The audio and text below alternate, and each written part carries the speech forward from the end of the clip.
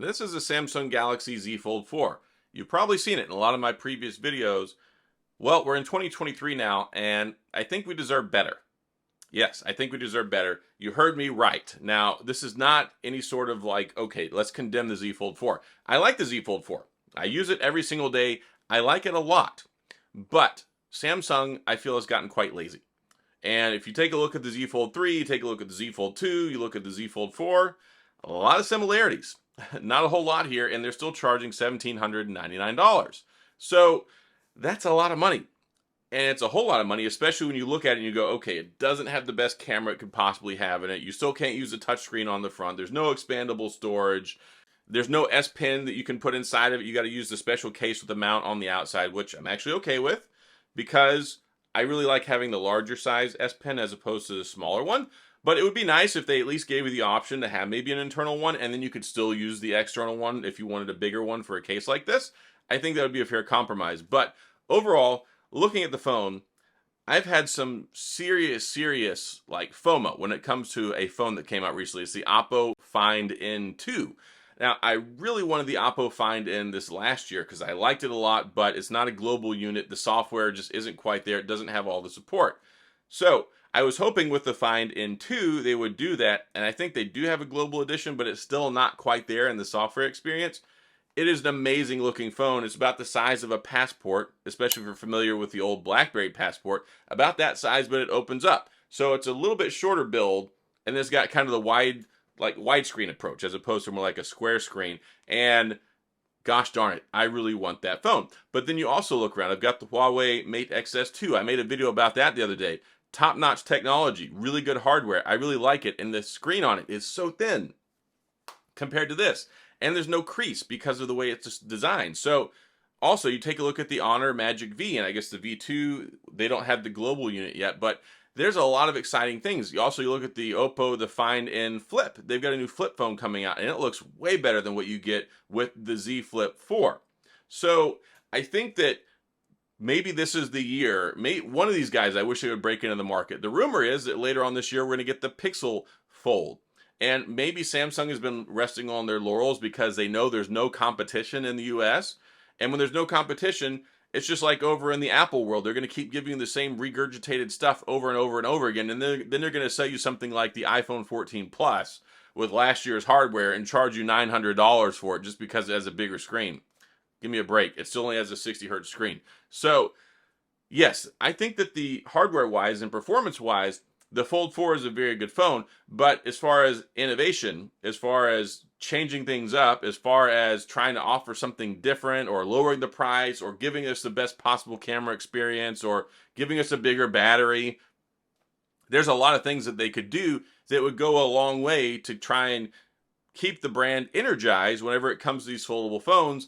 Because when you look around, and you look around at what other brands are doing, there's some exciting stuff there. They're just not in the US market. And the US market is just so protected, especially when it comes to these foldable phones, because they're not coming from OnePlus, they're not coming from Apple, they're not coming from other manufacturers here. It's basically just Samsung, and you're lucky if you can get one from overseas that will actually work and have network compatibility, or even Google services and Android, i.e. the Huawei Mate XS 2. So I'm still excited, and I really like the foldable phones, but I just wish we could get them here, or maybe Samsung could make different models, or maybe they could change things up a little bit. This sucker is still really bulky, still has the big crease in it. There's just a lot of stuff. It's got the shoddy under the screen camera light that's really not that great. I don't use it. I don't use it at all. It's quite terrible. So for $17.99 though, I think we should get better, or they should lower the price on it. This should probably be about a $14.99 phone now. It's fundamentally the same, and there's not really much that's changed here architecture-wise from the Fold 2 to the Fold 3 to the Fold 4, and that right there just goes to show what happens when there's no competition in the market, and Samsung, of course, is going to capitalize on that. They want to maintain their high profit margins. The longer they can keep the price higher, the longer that they don't have anybody to compete with, then the longer they can keep doing that. And you take a look at stage right. You look at what they did with Motorola. Motorola came out with the Razr and then the Razr 5G. At least there was some perceived competition there. And the Z Flip 3, huge difference, because the Z Flip 2 was $1,449. The Z Flip 3, they wanted to undercut Motorola and try and X them out of the picture. They dropped it to $999. The Z Flip 3 at $999, fantastic phone. Z Flip 4, $999, fantastic phone. And now what? We have no foldables or flip phones here in the US. Motorola didn't bring their phone here. We didn't get a price reduction in the Fold 4.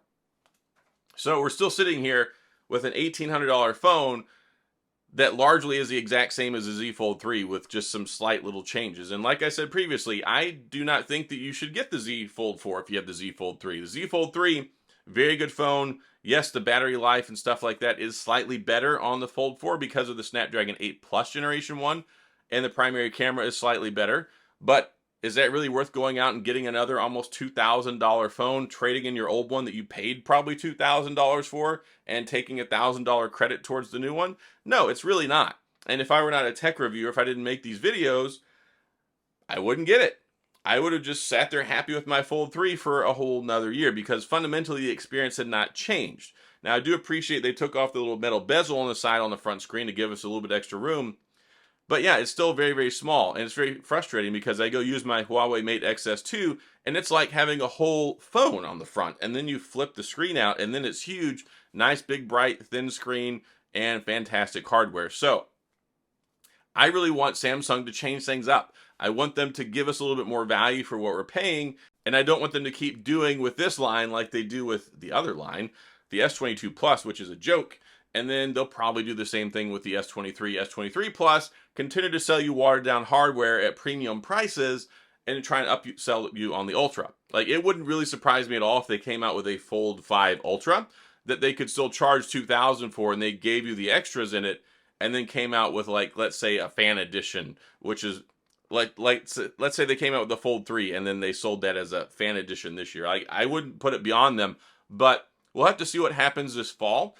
We're really not in the rumor mill cycle yet, so we don't really have any expectation of what's coming, but that's pretty much how I feel about it. And I like the phone. I think the Z Fold 4 is a good phone. I'm not bashing it at all.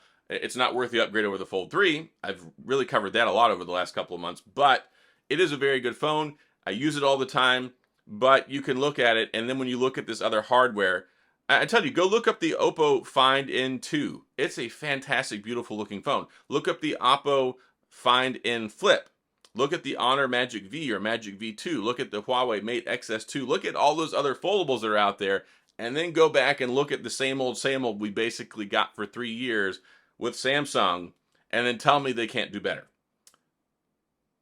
So yeah, that's about all I got. So I'm going to wrap this one up.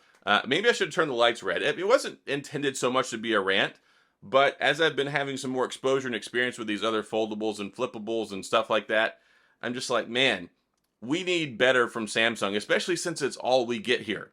Maybe that's going to change with the Pixel Fold later this year. I sincerely hope it does because Samsung needs competition so badly. And especially with LG fading off in the distance and OnePlus kind of receding in their efforts with trying to keep up with them, Samsung is being very complacent and just basically giving us watered down rehashes year over year for the last couple of years. And that's not going to change until there's some real competition here for them in the US. And I'd really like to see some of these guys. I'd love to see Oppo under OnePlus maybe introduce their foldable phones over here. And I'd love to see the Pixel Fold. And I bet you then, within a year, we'd get some sort of change and a serious upgrade when it comes to Samsung. I bet you. We'll keep an eye on this. So that's all I've got. If you have any questions or comments or thoughts on this, then please go into the comment section. I'll get back with you, or try my best to. And if you enjoyed the video, please hit the like and the subscribe button and the little notification bell if you want updates when new videos come out. And as always, thanks for being here. I appreciate you watching. And I'll see you guys next time.